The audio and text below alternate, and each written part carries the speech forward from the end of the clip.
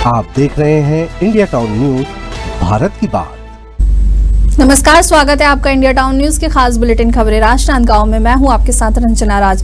Bulletin की शुरुआत करने से पहले एक नजर आज की हेडलाइंस पर। राजनांदगांव के मोहड़ में रैद माफियाओं का तांडव, कांग्रेस उतरी मैदान में। पीसीसी चीफ दीपक बैज ने लिया घटनास्थल का जायजा। राजनांदगांव पुलिस के द्वारा चलाया गया विशेष अभियान, 30 से अधिक निगरानी बदमाशों को बुलाया गया थाने। अपराध से दूर रहने की दी गई सख्त हिदायत। फ्रिज खोलते ही जोरदार हुआ धमाका, किसान के उड़े दोनों पैर। अस्पताल पहुंचाने से पहले हुई मौत, गांव में फैला दहशत।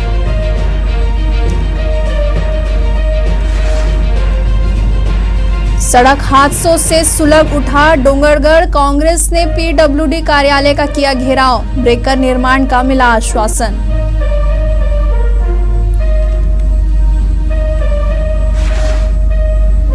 छुई खदान के युवा ग्रुप संस्था को मिली पहचान, विश्व रक्तदाता दिवस पर किया गया सम्मानित। जरूरतमंदों के लिए मसीहा बनी संस्था।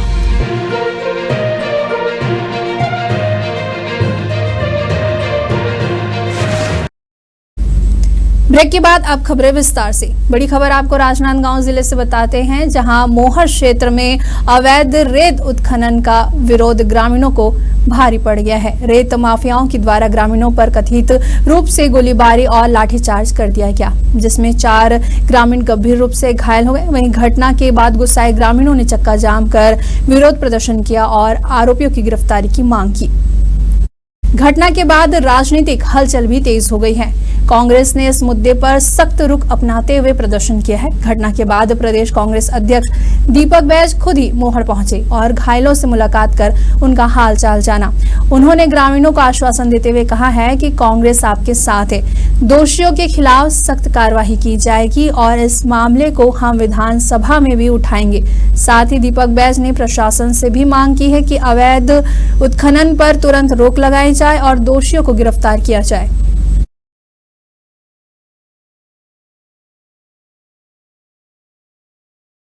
गोलियां चली, बकायदा गोलियों का खोखा मिला, डंडे से वार किया गया।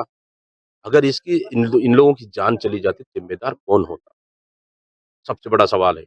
इसका मतलब अगर इस तरह का बयान है तो कहीं ना कहीं शासन और प्रशासन मिलकर उन अपराधियों को बचाने के लिए पूरी ताकत लगाती है। लेकिन ये पूरी प्रदेश देख रहा है कि सरकार पूरी तरह से निकम्मी होकर बैठी है और अपराधियों का राज चरम पर है। हम इसको बर्दाश्त नहीं करेंगे। जो भी जिम्मेदार है, जो भी अपराधी है, जो भी शूटर है, गिरफ्तार होना चाहिए। नहीं तो कांग्रेस बड़ा प्रदर्शन करने से पीछे नहीं है। कांग्रेस कर रहे हैं तो फिर जनता के हित के लिए कर रहे हैं। पहले विधायक दल आए, फिर उसके बाद एनएसए यूथ कांग्रेस वाले किए, आगे महिला कांग्रेस करेगी, आगे सेवा दल करेगी। इसमें गुट कैसे? हम तो चाह रहे हैं, ये कोई आपको लगता है एक छोटा मोटा मामला है? बड़ा मामला है। हमको 10 दिन प्रदर्शन करने को, 10 संगठन अलग अलग प्रदर्शन करना पड़े तो भी हम उसके लिए तैयार हैं। इसको गुटबाजी नहीं, बल्कि कांग्रेस की सक्रियता और एकता और मजबूती मानना चाहिए, जो इन शासन और प्रशासन को जगाने के लिए और जनता के हित की लड़ाई के लिए कांग्रेस सजग और मजबूत रूप से। राजनांदगांव जिले में अपराधों की रोकथाम और कानून व्यवस्था बनाए रखने के उद्देश्य से पुलिस के द्वारा गुंडा बदमाशों, निगरानी बदमाशों और संदेहियों के खिलाफ एक विशेष अभियान चलाया गया। इस अभियान के तहत जिले के विभिन्न थाना क्षेत्रों में सक्रिय 30 से अधिक बदमाशों को थाना बुलाया गया और उन्हें अपराध से दूर रहने की सख्त समझाइश भी दी गई है। पुलिस ने स्पष्ट शब्दों में इन आपराधिक तत्वों को चेताया है कि अगर वे फिर किसी आपराधिक गतिविधियों में संलिप्त पाए गए तो उनके खिलाफ सख्त कानूनी कार्रवाई की जाएगी। साथ ही उन्हें यह भी निर्देशित किया गया है कि पुलिस के द्वारा बुलाए जाने पर वे तत्काल थाने में हाजिर होंगे और क्षेत्र में शांति और सुरक्षा बनाए रखने में सहयोग करेंगे। डोंगरगढ़ खैरागढ़ मुख्य मार्ग पर बढ़ती सड़क दुर्घटनाओं और प्रशासन के लापरवाही के खिलाफ कांग्रेस ने प्रदर्शन करते हुए स्थानीय पीडब्ल्यूडी कार्यालय का घेराव किया। प्रदर्शनकारियों ने सड़क सुरक्षा को लेकर प्रशासन पर गंभीर आरोप लगाए हैं और पीडब्ल्यूडी अधिकारियों को ज्ञापन सौंपा है। उनकी मांग थी कि इस मार्ग पर शीघ्र ही ब्रेकर बनाए जाए, ट्रैफिक पुलिस की नियमित तैनाती हो और सड़क पर स्टॉपर भी लगाए जाए। वहीं प्रदर्शन के दौरान पीडब्ल्यूडी एसडीओ की गैर मौजूदगी पर खासा आक्रोश देखने को मिला। उन्होंने तत्काल डोंगरगढ़ मुख्यालय में तैनात करने की मांग उठी है।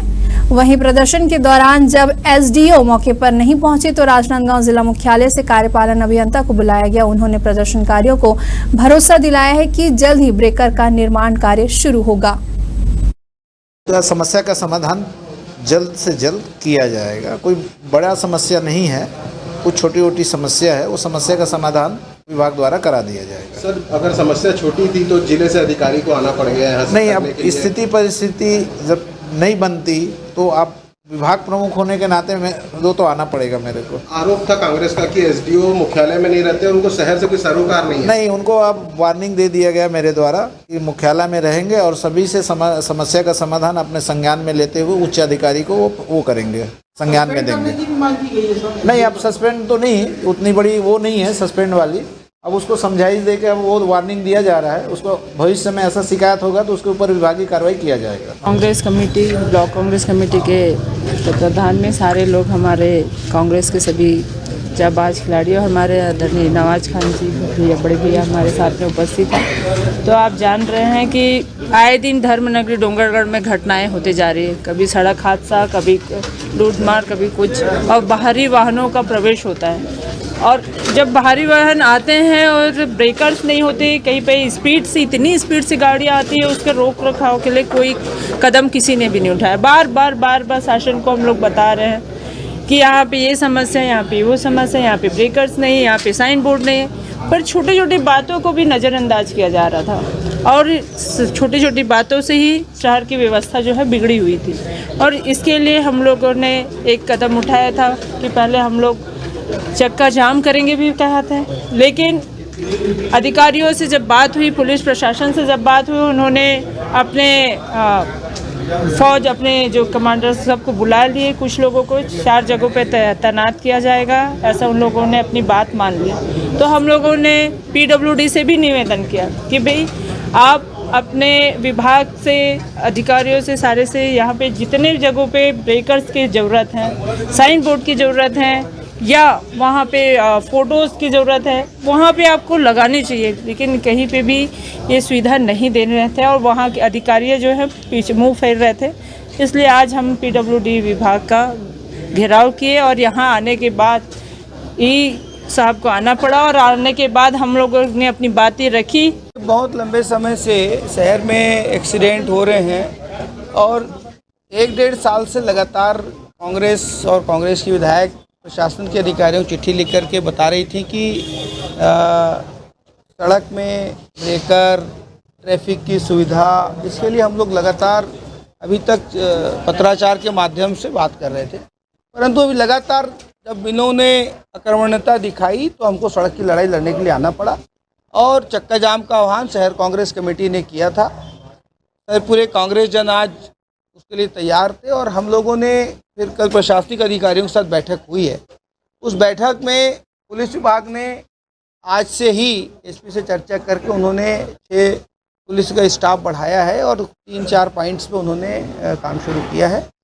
तो इसलिए चक्का जाम इस शर्त पे हुआ, कैंसिल हुआ कि वहाँ पर पुलिस ने हमारी मांगे मानी।